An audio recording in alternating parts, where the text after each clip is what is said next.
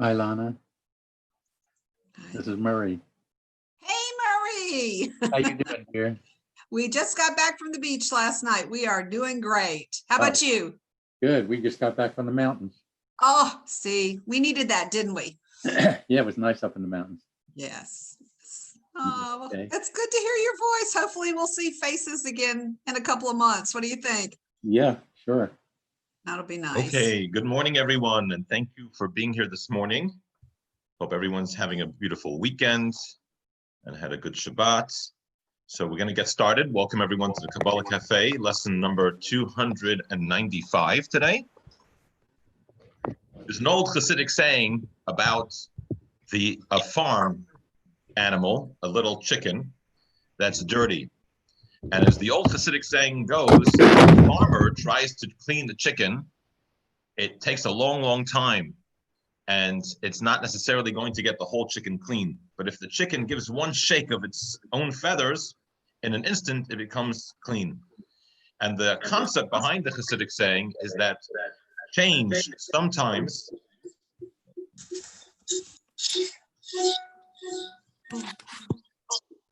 I'm going to mute and then we'll unmute for questions. Sometimes when we try to change, when we try to achieve change from outside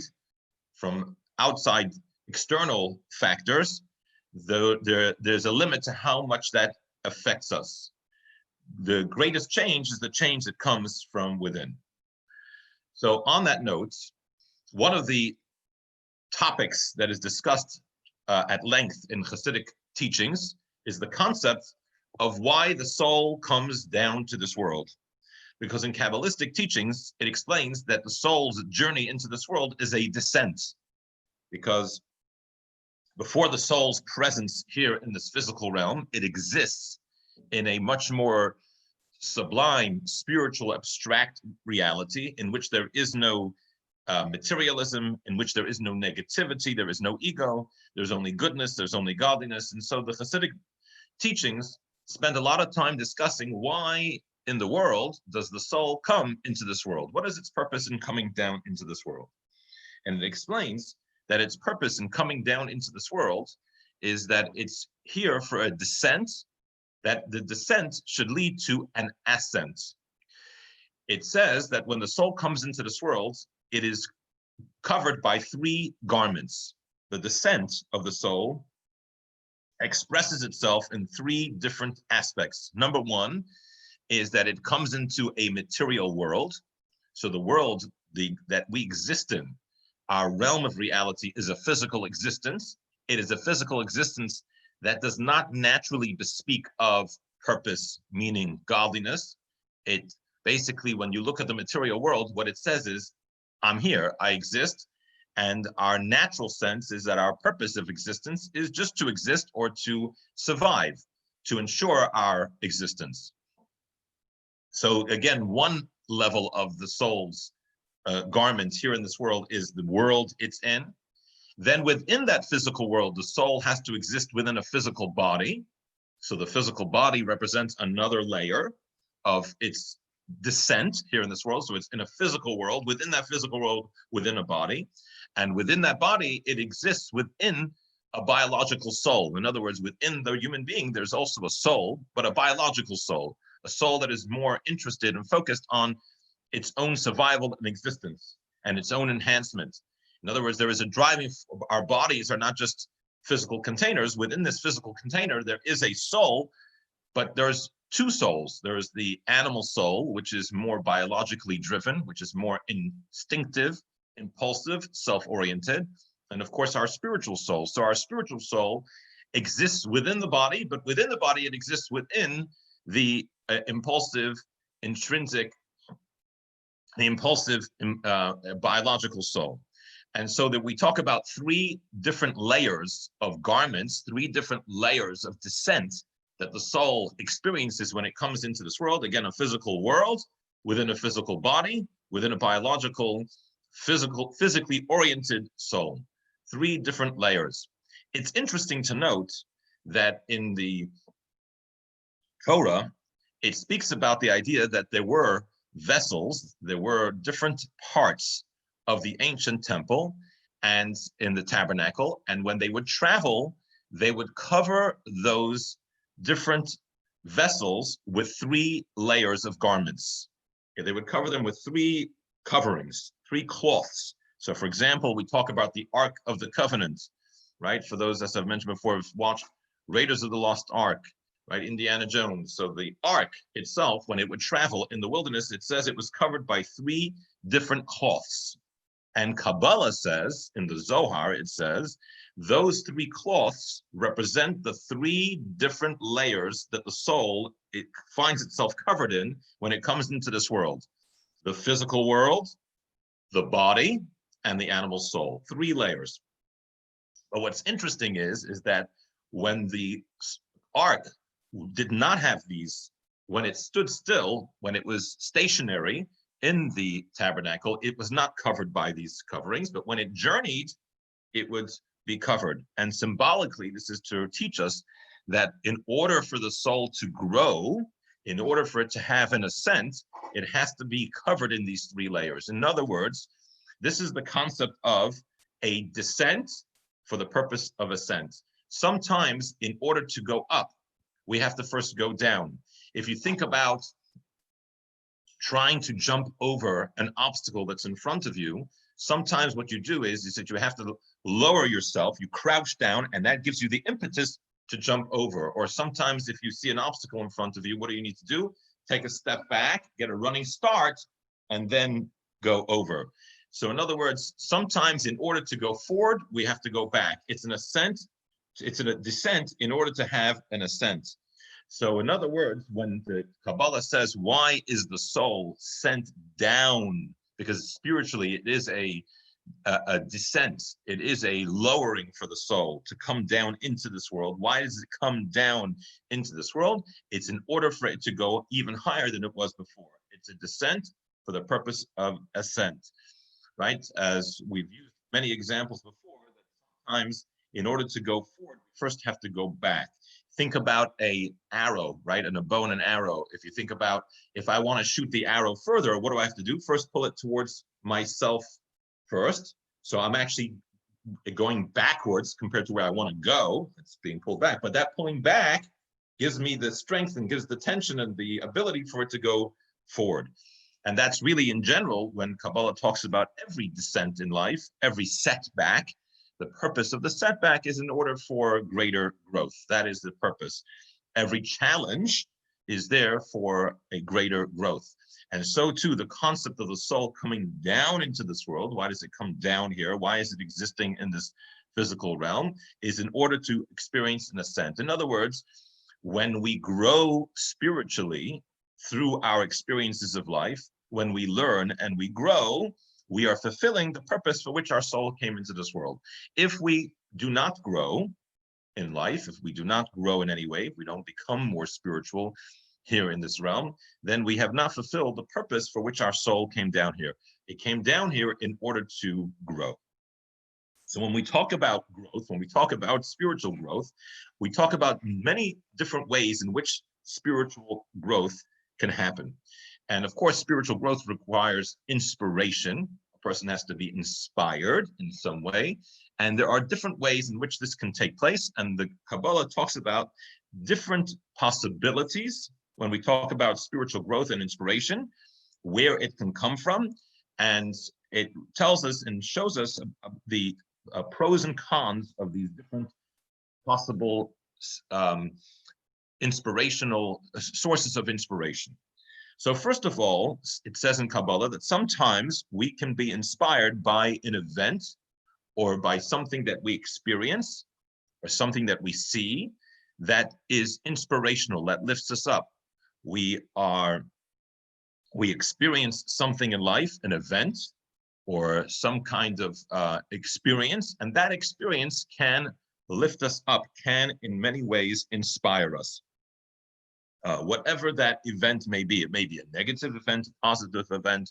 Different people are affected differently by different events, but we can experience things in life that actually lift us up, that inspire us. It might be that the experience is a challenge that it draws out certain things within us, or it's something very uplifting, whatever it may be. It is an event in life that actually inspires us. According to Kabbalah, these events are not random, though they might seem random, but that they're actually put into our lives for that purpose, to inspire us. That God allows each of us in life to experience and to see certain things, and these things are there in order to inspire us. It may be something as simple as a sunrise, something as the beauty of nature. It may be something that someone says to us. It might be a world event that is in whatever it may be, that shakes us, inspires us, that has that opportunity to hopefully lift us up and inspire us. So that is one form of possible inspiration, one source of inspiration in which we can experience spiritual growth. The Kabbalah says that the advantage, the pros, so to speak, of that is that it is something that comes easily, in the sense that sometimes we have this, we don't have to work very hard. We're just exposed to something that is awe-inspiring. It comes to us almost like a gift, and we're lifted up by this experience. And so it doesn't require a lot of work. It doesn't require a lot of investment. But on the other hand, because the change and the inspiration is coming from some kind of external stimulation, therefore, when the stimulation leaves, the inspiration leaves. In other words, it is short-lived. It can lift us up. We can be inspired. But when the event or the experience is over, very shortly afterwards, it's possible that we lose that inspiration. So it's kind of easy come, easy go, but because it's from the outside, it's external, it's not coming from within ourselves, it's coming from an event outside of ourselves, it is limited in how long it lasts, right? Think about, we've sometimes used the example that some of us here might relate to. People talk about going to the Western Wall in Jerusalem, and it's an awe-inspiring experience, especially for someone who's there for the first time. When they think about the history, the meaning, the significance, and the spiritual connection they have to that place like that. And it may be very uplifting, and they feel very close to God, or they feel very uplifted. They see and think about their lives in a different light. It makes them reflect, and it makes them think about their lives in a different way, but it's short-lived. A few weeks or a few months later, it's a memory, it's in the background, but it may not have left a lasting mark. It may not have changed us permanently. It is something that we experienced a high, and then of course that high may go away. So again, Kabbalah says there is sometimes a inspiration that comes from external events, things from outside of ourselves. That is one level. Another level, the Kabbalah says, is that the Kabbalah talks about the fact that our soul is shaped like a cone. When it uses when it wants to give us some imagery, because of course the soul has no physical shape, so it's all symbolic, it's not a physical being, but when it wants to give us some imagery to imagine the concept of the soul, it uses the shape of a cone. Why does it use that shape of like a V shape of a cone? Because what it's saying is that the soul is a very, very multifaceted and deep entity, of which only a small part of it is actually contained within the physical body. So in other words, most of the soul is really hovers from above, it really exists in more spiritual realms. There's a small little tiny part of it at the bottom that actually exists within ourselves, is what we experience within ourselves. Within ourselves, of course, we experience the soul as our emotions, we experience it as our intellect, and of course, also the subconscious that is within the body itself. So we have the subconscious and the conscious self, and within the conscious self, generally speaking, without getting too detailed, we talked about our intellect and emotions. So says the Kabbalah, all of that, the inner, the subconscious, which is connected to our deepest desires in life and our deepest pleasures, which are associated with the subconscious, and then the intellect and emotions, those represent the very bottom of a cone, the very, very, very bottom of this V shape. That is the smallest part of the soul that actually is contained within the body. But the vast majority of the soul remains aloof, remains above, and it is connected to us, but it remains really above and beyond. It's interesting to note that even after a person passes on from this world and the soul generally leaves the body, a small part of that little piece does stay connected to the body in some way, and it leaves the body in stages, but it always retains some kind of connection, which is the reason why the Kabbalah says there is a concept of going to pray at the place where a person's body was buried, that there is a certain sanctity to the place in which a body is buried, to a gravesite. There is a sanctity to that. That's why, according to Jewish tradition, we will go there to make prayers for a loved one. We will go there, even though you could say it's just a body, it's just a container. The Kabbalah says, no, a little piece of that soul still remains connected in some way to the body. But in a person's life, when they're alive, more of it is so, but again, just a small part. So Kabbalah says that, and as we've mentioned before, sometimes we can get inspiration that comes from the part of our soul that is not contained within the body. This, the Kabbalah explains, is why we sometimes have these feelings and certain intuitions or certain premonitions or whatever it may be, certain feelings that seem to come out of nowhere, right? We can feel a certain mood, or we feel a certain dread, or we feel a certain happiness that we can't even explain. Where is this feeling coming from? Where does it stem from? Or where's this sense that I'm getting, this, what people might call a sixth sense? So Kabbalah says because there's a part of the soul that is not contained within the body, that is aloof and abstract and hovers from above, and it is aware and it is able to see, and it is able to experience things that we cannot experience generally on a conscious level. In the Kabbalah, it's very interesting. In the Talmud, it actually tells a story of 3 prophets that were walking, and one of them beholds an angel, and the other 2 cannot see this angel. But it says all 3 of them were afraid because of the awesomeness, how awe-inspiring this angel was. So the Talmud says, well, if only one of them saw the angel, why are the other 2 afraid? They didn't see anything.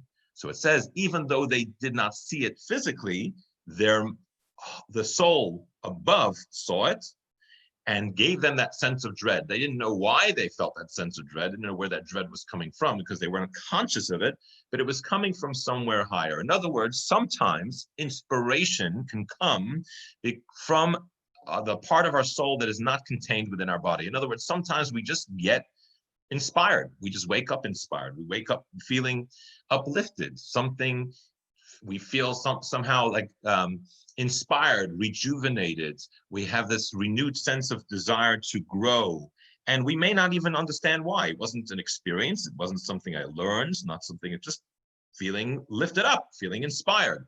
The Kabbalah says it's not just magic. It's not just coming out of nowhere. There's a reason for that. And the reason is because there is a part of our soul that hovers from above and maybe seeing things or experiencing things that come translate into us as inspiration. It drips, as we call it, it drips down into the soul.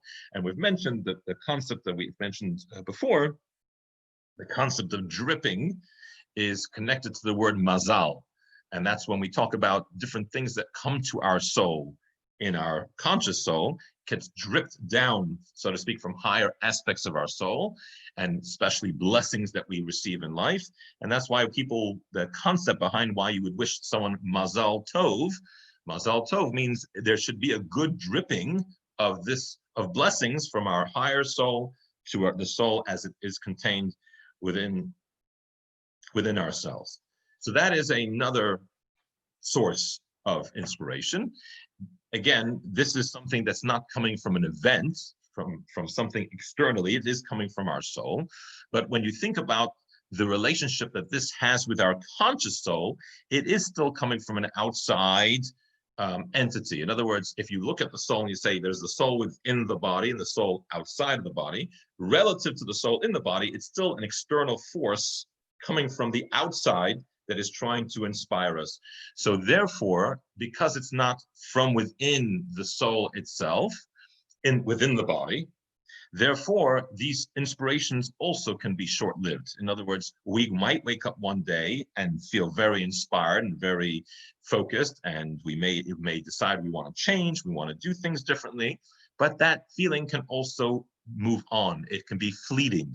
It comes, we feel it, but then it moves on, and we're kind of back to not having that sense of inspiration again, because this inspiration relative to the soul within the body is still coming from some kind of external force, in the sense of coming from outside of the person, outside of the body, and outside of the conscious self, and kind of dripping down, as we said, and trying to affect the person within. So that is also a source of inspiration, but it comes with the limitations of something that's being imposed, so to speak, from above. It's coming from outside of ourselves.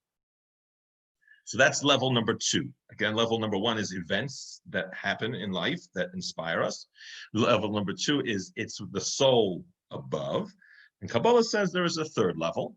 The third level is that there is within the soul that's in the body an essence of the soul. In other words, like this, we have our intellect, we have our emotions, we have the subconscious, which is where some of our deepest desires and pleasures are associated with.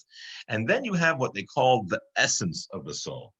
The essence of the soul is not really defined as a specific aspect. That's why it's the essence. So it's not intellect, it's not emotions, it's not intellectual, it's not emotional, it's not will, it's not desire, it's not pleasure.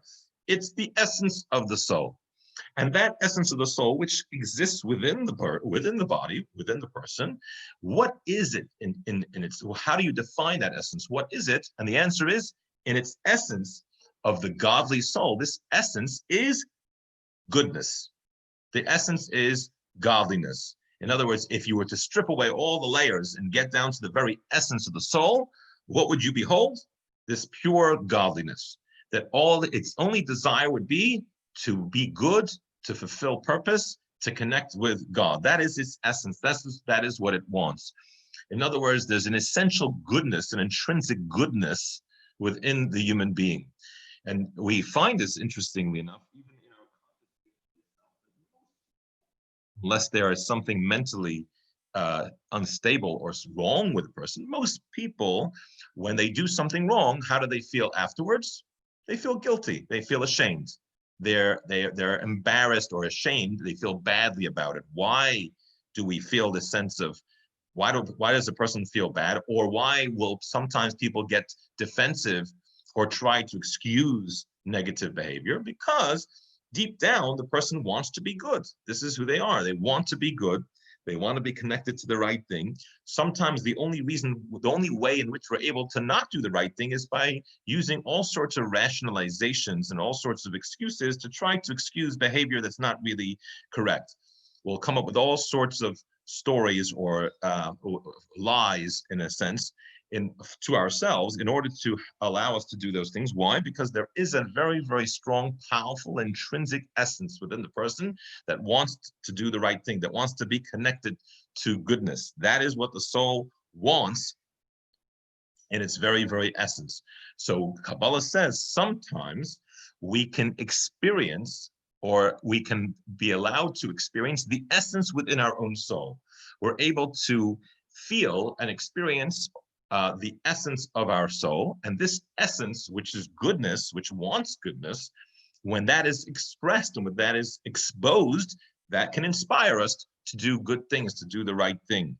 And so one of the ways in which a person may experience inspiration in life is by having the essence of their soul be exposed. In fact, it says that the role of saints, of what the Kabbalah refers to in Jewish vernacular, we speak about a tzaddik. A tzaddik is a saint, that the purpose of a saint is not for their own spiritual journey, because they're perfect, they're saintly, so they don't have to grow, they're good as they are. Their purpose is to inspire others.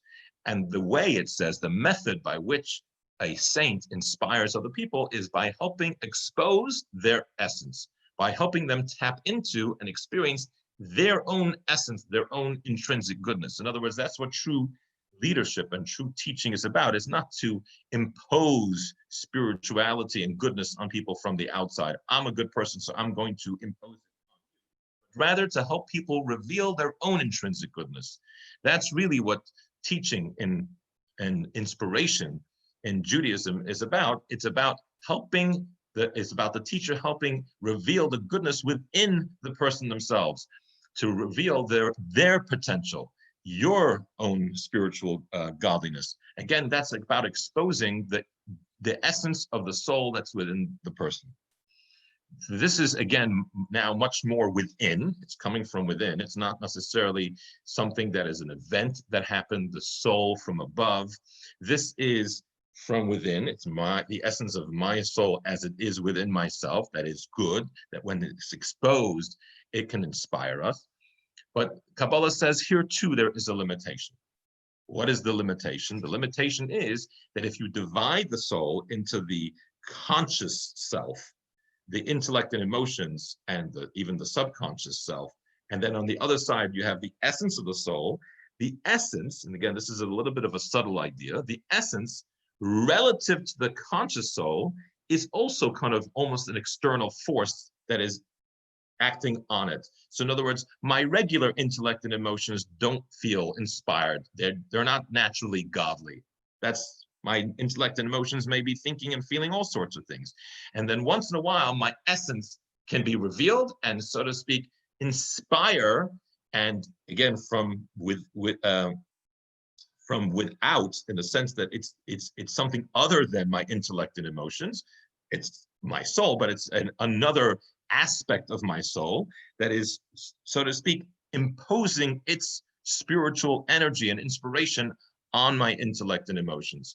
And therefore, when we can have, again, moments in which we are spiritually inspired by this essence of our soul, but then when that essence is no longer aroused, when it becomes a little bit more dormant, and which is what we go through a lot of life, not feeling the essence of our soul. When it becomes dormant, we go back to our regular thinking and feeling, and we're left again without permanent change.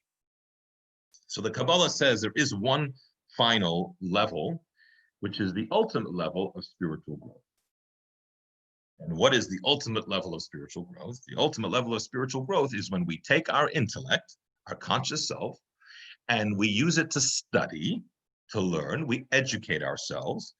And when our mind becomes filled with certain ideas that we consciously learn, and then we meditate on those things, and then the knowledge and information, the information that we have now that we're informed, we use this information, we meditate on this information in a way that it actually makes us feel certain things. So we become inspired through our minds, through the knowledge that we have, and this makes us feel a certain way, because of course, as we've said many times before, our feelings are directly created through our perspectives. So as we change our perspectives, when we change the way we look at things, and we change the way we see things and experience things, we change the lens, so to speak, through which we understand and experience life, and it makes us think a certain way, and then we meditate on that, and we connect with these ideas to the point that it becomes worthy of an emotional response, right? As we've said, if you spend 10 minutes thinking about another person and about all the negative attributes of that person, all the bad things that you know about that person, after about 10 minutes of doing that, you're probably going to feel pretty negative about that person, right? You're not going to feel very happy or feel good about that person, and vice versa. Of course, if we spend 10 minutes consciously thinking about all the positive attributes of a person or a thing or an experience, that's going to change the way we feel. Our mood is going to change. So Kabbalah says that there is the ability for a human being to change by using their intellect to study, to learn, and thereby to change their emotions, to lift their emotions up. And that when a person thinks differently and feels differently, what they begin to do is they begin to speak differently. They begin to act differently because they have now changed how they think and feel. And of course, when you change the way you think and feel, you change the way you speak and the way you behave. And the Kabbalah says the ability for the intellect to become aware of higher knowledge and to inspire our emotions is because essentially our intellect and emotions are connected to godliness. That is their essence. But the way that that is expressed is through our learning and through our emotional response to learning. And when we do so, what we have is change that is truly within. It's not something else that is imposing change from outside. It's not an experience. It's not our soul's higher self. It's not even the essence that is imposing itself on the conscious self. This is the conscious self slowly but surely changing itself from within. Of course, the disadvantage of this process, one might argue, is that it is slow and painstaking because we don't change in one moment when we use our minds to learn and to slowly change the way we feel. It takes years of learning, and it's a slow, gradual process. It's not one moment you say, well, I finished all these pages and now I have all this, and it clicks and it's all there. It's a slow, gradual change. It's change that sometimes you don't even, it's imperceptible. You don't even notice the change happening. Because it's like educating a child. It is slow, step by step, knowledge, information. Of course, there are moments in which we go, aha, we get something, and we do get moments of realization when we've learned something and we say, oh, wow. But generally speaking, it is a slow, gradual process of learning, and that learning changes us the way we feel. And this kind of change, of course, is permanent. It is not something that is there for the moment and then leaves, right? Because it's not depending on some kind of outside force. It's not depending on the essence of your soul, not depending on the soul as it is above, not depending on experiences. It makes those things become irrelevant, because what's happened is now your conscious self thinks and thereby feels differently. And that is permanent, lasting change. It is slow going. It takes a lot of time and a lot of reading and a lot of learning and a lot of meditation and so on and so forth. But the change, because the change is coming from within, it is real change that is everlasting. And so the Kabbalah says, yes, there are many different ways to experience spiritual inspiration, but the most long-lasting and the most meaningful, and thereby the ultimate purpose of our growth here in this world, is to learn, and through learning to change the way we feel, and through changing the way we feel to change the way we do, what we speak, and the way we act. And that not to negate other possibilities. Of course, we want to have spiritual experiences. We want to have events that lead us, that lift us up. And these are all helpful, and sometimes to feel the essence of our soul, and sometimes to be swept away by some kind of spiritual inspiration. These are all wonderful things, but ultimately, real growth and the real purpose of our soul's descent into this world is through using our minds to learn, and through that to change the way we feel and speak and behave. That is the ultimate expression of spiritual growth. And when we think about it, there's nothing magical about that, in a sense. It's magical that God has given us the ability to do that, but it's something that is very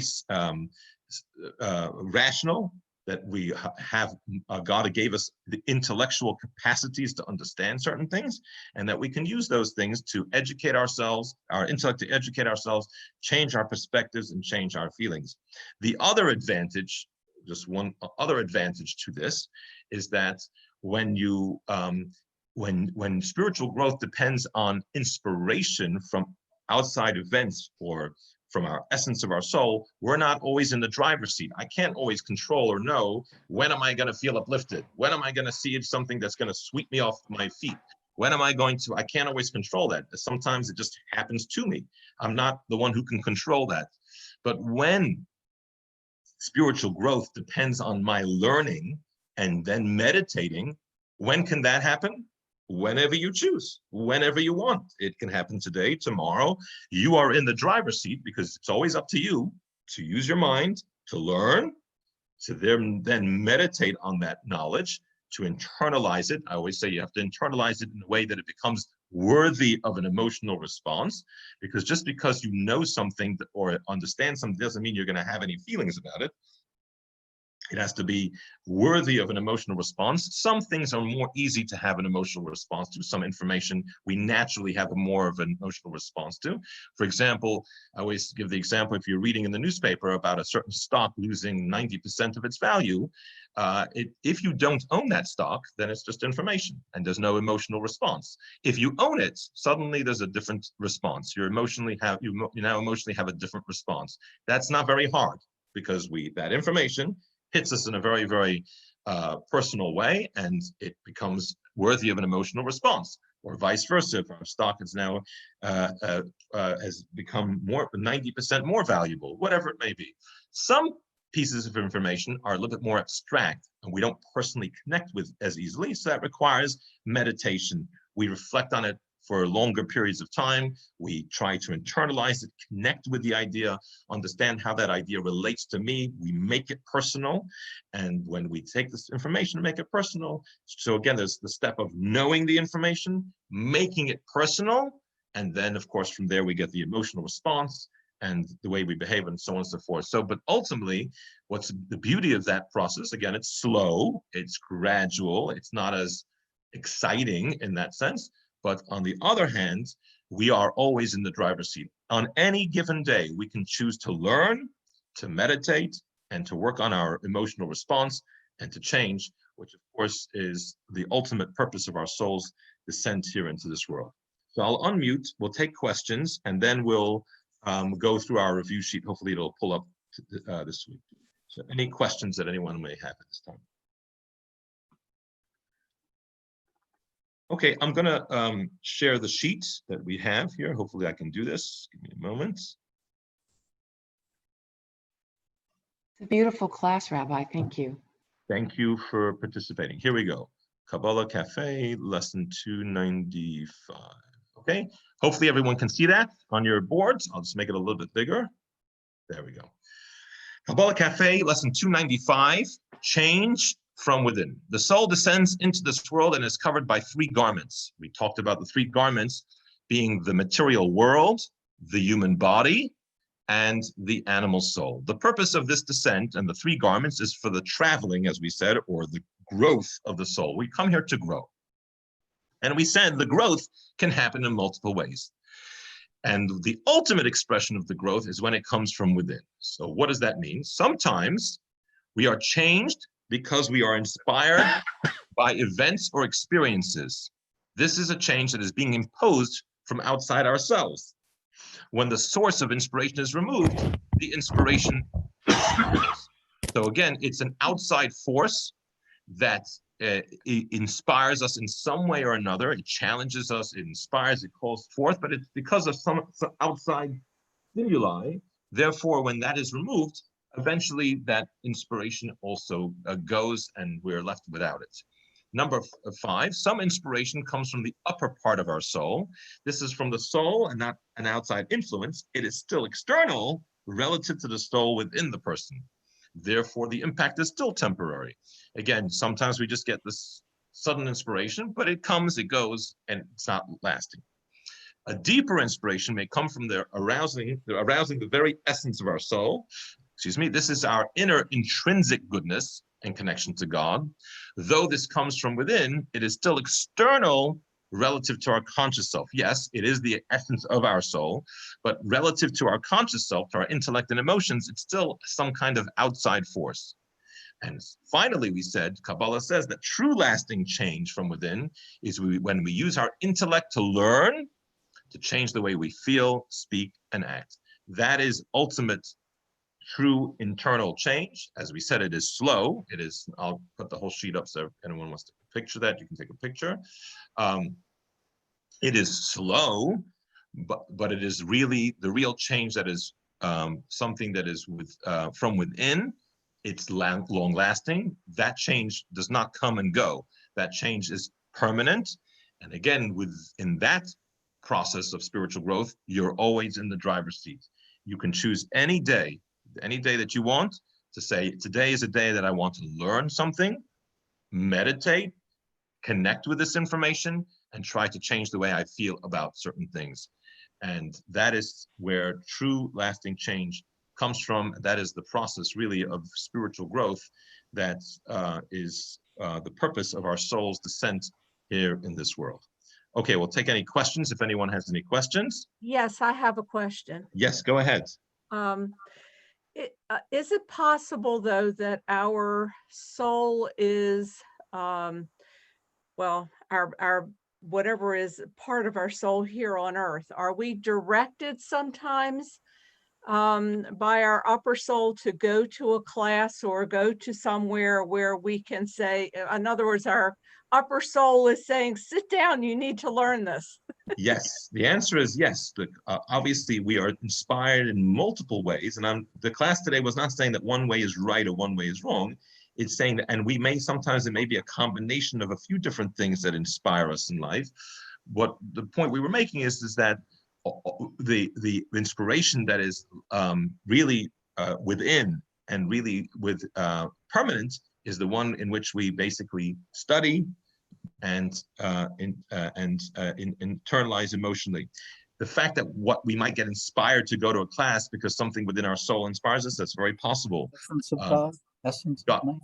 God gives us opportunities in life to learn, to grow, to come to a class, and so on and so forth. But what God cannot do for you, or not, he could, but what he does not do for you is make you know something. If you want to know something, you know how you have to do that? Learn it, study it, listen to the class, right? I once had a teacher used to say that God has done many miracles, but he's never made a miracle that you don't study for the material and then you pass the test. If you want to pass the test, there's only one way to do it. You've got to study the material. And studying, God's not going to put information in your head. You study by reading, contemplating, learning. That's a process. God gave us a mind that we can use. That's not going to be, because if God would make us have all the knowledge, just suddenly we would wake up with all that knowledge and give us all the right feelings, that would defeat the purpose of our being here. Our purpose of being here is to learn. Learning sometimes is difficult. Learning sometimes requires effort. We have to apply ourselves. But learning and internalizing, changing the way we feel, these are all things that we have to do ourselves. But when we do so, again, it's not imposed from above. We have permanent, real change that's from within. I have a question. Go ahead. Sorry, Jeff. Just one of the comments that I wanted to make when you were talking about the divine essence, wanting another human being to reach their potential or connect with their essence. I feel that is something that I experience with my daughters. Like, that's my thing, is that not for any selfish gain other than wanting them to reach their full potential. And I guess that's like a divine thing that we might feel from our creator about ourselves. It's just something that I the ability to help inspire the essence in someone else. Right. Of course, but if we want them to really change permanently, they're going to have to do their own studying and their own homework, because you can't change, as we know, you can't change someone else. You can inspire, you can teach, you can lift someone up, but ultimately for them to change, they have to do it, as we said, from within themselves. Other questions? Yes, go ahead. So similar to what Marge was alluding to, you've mentioned previously the essence of God being in everybody. Right. And now we have the essence of the soul. Correct. So are these two essences different? Are they tied together?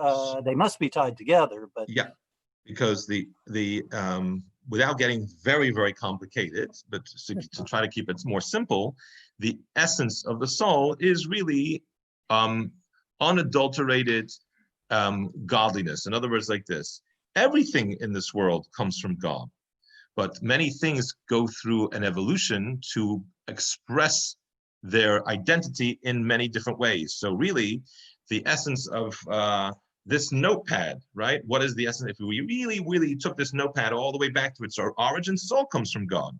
But it's evolved to a point now where it doesn't look like God, it looks like a notepad. That's what it looks like. I'm just giving a very, very primitive example. But this essence of the soul is godliness that is in its original form, that has not gone through any evolution. So really, when we talk about the essence of God and we talk about the essence of the soul, of course they're related. They are one and the same thing. It's a true expression of God that has not gone through any processes to change it so it looks and is experienced as something differently. But that's why the essence of the soul, says the Kabbalah, is intrinsically good and wants connection to God and wants goodness. That's really what it wants. And part of spiritual growth sometimes is just learning to experience that and tap into that. Again, today we spoke about the limitations of that and why that ultimately it's not the ultimate expression of spiritual growth. Rabbi, Yes. you mentioned about learning, and it's a very broad subject or word to say, well, we just have to learn. Are you talking about learning spirituality, learning from the spiritual realm, or also So that learning, includes the emotional and the intellectual realm? correct. So the answer is that learning, as you correctly point out, is a very broad term and can be expressed in many, many ways. But here we're talking about learning that's going to change the way we experience and see ourselves, the people around us, and the world in such a way that it changes the way we feel about these things for the good, for the positive. So yes, we can sit and learn anything. We can learn about, we can decide we're going to learn by heart all the names of every player and every team in a certain sports league. That's wonderful information for certain people. I'm sure it's a nice hobby, but that's not necessarily directly related, that is, to our spiritual growth and spiritual change. It's information. For some people, it's interesting information, but it's less directly connected to changing who we are. But let's say we begin to learn, how does the Kabbalah want you to look at another human being? That we've talked about that in some of our classes. And that information is different than the way we conventionally experience another human being, and may help us to learn to respect and love others in a better way than we have up till now. That is the kind of information we're talking about, is information that will lead to changes in the way we feel about ourselves, about the people around us, about the life we have, about the world we're in such a way that leads us to better more spiritual feelings, and then of course higher actions and behavior. That's really the kind of learning that we're talking about, is learning that will lead to those kind of changes. Thank you. What the subjects are, there's so many different subjects and so many different things, but that's the kind of learning that we're talking about. Thank you. Sure. Okay, I want to wish everyone a wonderful week. Lots of blessings, success in all that we do, and hopefully lots of learning. And with that learning, lots of good feelings. And from the right feelings also, we should lead to good behavior and good actions. And our goodness should bring goodness to the whole world. Thank you, everyone. Have a wonderful day. Thank you so much. Yeah, sorry, go ahead. Yes, go ahead. I'm sorry to ask you to do this, Yeah. but can you please repeat the three, in the very, very beginning, the three layers, the three garments is the physical world, the physical body, and the animal soul. So those are the three garments that the godly soul contends with and has to deal with when it comes into this realm, into this physical world. But again, that descent is in order to have an ascent, to go up, and we go up by growing spiritually. And today we talked about different ways that we might be inspired to grow spiritually and the pros and cons of those different approaches. And did you put up last week's? You know what? I'm still not able to do it. For some reason, I'm having trouble with that file. When I can, I will. Okay. So something about that file that I'm having trouble with. But last week, of course, we spoke about the menorah. Just didn't know Okay, if I everyone, missed it. Okay. go ahead. No, just didn't know if I missed it and you put it up. No, I'm sorry. Everyone have a wonderful day. Lots of blessings, success in all that we do. Thank you very much.